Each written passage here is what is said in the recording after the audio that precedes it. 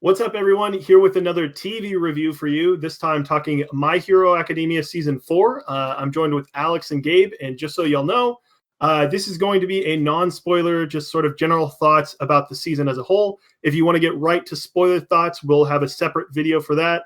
But I'll just let my other hosts get into this right now. Alex, I'll let you go first. What are some general thoughts of Season 4 on the whole? Overall, I was pretty satisfied with it. I mean, we all know like they were going to have some technical issues when it came to the animation and stuff, thanks to the movie taking up some of their time slot. But overall, I think the first half of the season held up pretty well, and it got better once we got into the second half, and they, got the old guard back. Yeah, it's interesting you mention that because that is something I'm not like as in the know about the background of animation teams, and I didn't even think about how draining it would be to work on the animation for the movie. Especially, I've seen the movie, like I saw it in theaters. It looks incredible, and sort of thinking about that, like, oh my god, I can understand how some of the episodes were limited. Yeah, it's pretty much my thoughts on the season so far, at least overall. Yeah, Gabe, do you have any other general thoughts you want to throw in? Honestly, I thought the whole, well, at least the point where we're up to right now in the season, it's just been an emotional roller coaster. Honestly. Yeah, that's true. Yeah, I think I might be a little bit different, and we can talk about that a little bit more in context, spoiler wise. But I think the first half ended up being a little bit disappointing for me. Yeah. And that's only because I think I don't have Gabe or Alex. Have you guys seen Naruto? I have not. I have not. You got to retract my weeb card. The reason I bring that up is like a lot of people complain about Naruto. Don't get me wrong; it has a ton of fillers and stuff. But I think one of the complaints is like there's an arc that takes like what feels like 50 episodes. In that same sort of like plot development that My Hero does here, I feel like it's about the same like weight of what they're trying to go for. I feel like they stuffed that into 13 episodes with the overhaul arc that I kind of maybe would have liked being a little bit longer.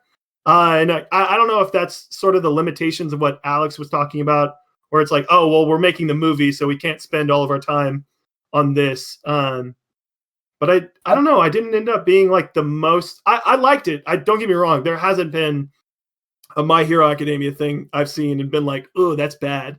But I just walked away being like, I also was told by a couple of manga readers, they're like, oh yeah, the overhaul arc is crazy. So maybe that was a little bit why. Yeah, I think you're right about that, but it's also like going back to the manga reader mentions there. That was basically the same feeling people felt in the manga, that it went on like just a little too long. And I think the author, like Horikoshi, has also gone on record saying it wasn't his favorite arc to write because it just kept kind of going on, and he like kind of just rushed to get to the ending of it. Right, it did feel a bit rushed. Yeah, because I really, there's certain episodes where like it sort of starts the rise to action that I'm like, oh, okay, this is going to be really cool. And then ultimately it feels like, it does feel like what you're talking about, where he's just like, all right, time to get out of this arc now. And they're just running as fast as possible. Yeah. Wasn't every episode like a different, almost kind of like group of characters in that same arc doing their own thing? Yes, yeah. Right. And I'd feel like, they have all these build-up episodes, and then it just gets to like the last three, and then they're like, oh, well, new arc. Yeah, and I'll briefly mention this before we go full on spoilers.